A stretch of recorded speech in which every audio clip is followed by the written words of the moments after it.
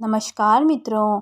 रावण के वध के बाद जब प्रभु श्री राम की कीर्ति दूर दूर तक फैल रही थी और वह मर्यादा पुरुषोत्तम कहलाने लगे थे, तब एक दिन महादेव शिव की इच्छा भी मर्यादा पुरुषोत्तम राम से मिलने की हुई। पार्वती जी को संग लेकर महादेव कैलाश पर्वत से उतरकर अयोध्या नगरी के रास्ते पर चल पड़े। भगवान शिव और माँ पार्वती को अयोध्या आया देखकर श्री सीताराम जी बहुत खुश हुए। माता जानकी ने उनका उचित आदर सत्कार किया और स्वयं भोजन बनाने के लिए रसोई में चली गई।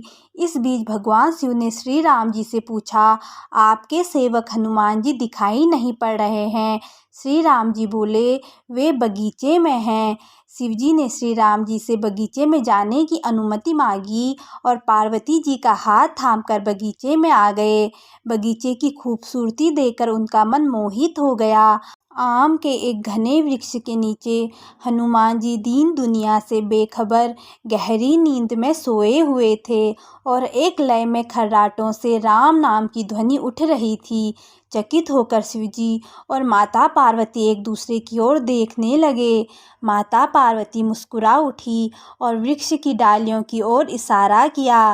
राम नाम सुनकर पेड़ की डालियां भी झूमने लगी थी और इनके बीच से भी राम नाम का उच्चारित हो रहा था।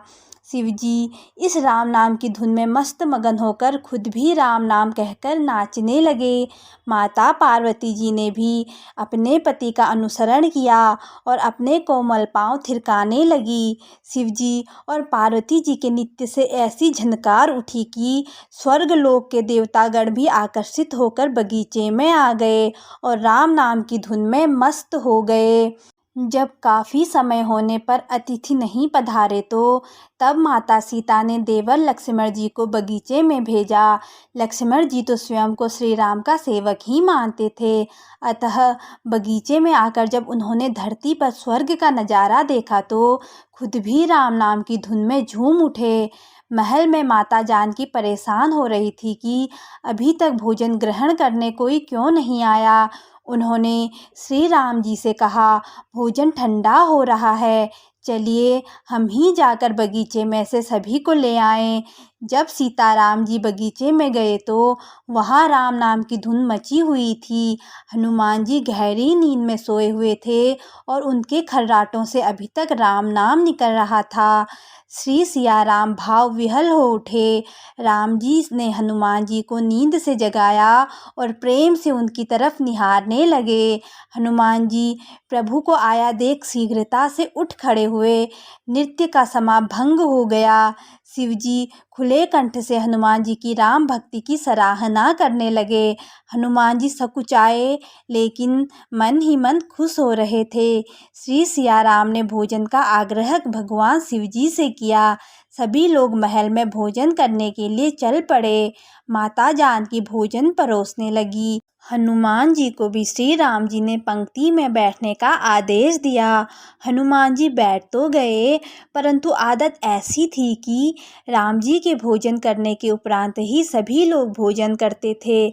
आज श्री राम जी के आदेश के कारण पहले भोजन करना पड़ रहा था। माता जानकी हनुमान जी को भोजन परोसती जा रही थी, पर हनुमान जी का पेट ही नहीं भर रहा था।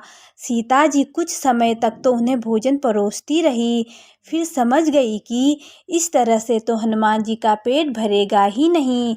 तब उन्होंने तुलसी के एक पत्ते पर राम नाम लिखा और भोजन के साथ हनुमान जी को परोस दिया। तुलसी पत्र खाते ही हनुमान जी को संतुष्टि मिली और वह भोजन खाकर उठ खड़े हुए। भगवान शिव शंकर ने प्रसन्न होकर हनुमान जी को आशीर्वाद दिया कि आपकी राम भक्ति युगों युगों तक याद की जाएगी और आप संकट मोचन कहलाएंगे। संकट हरे मिटे सब पीरा, जो सुमिरे हनुमंत बलबीरा। जय श्री राम। दोस्तों, कथा कैसी लगी? अगर अच्छी लगी तो चैनल को लाइक, शेयर और सब्सक्राइब कर दीजिए। जय सिया राम।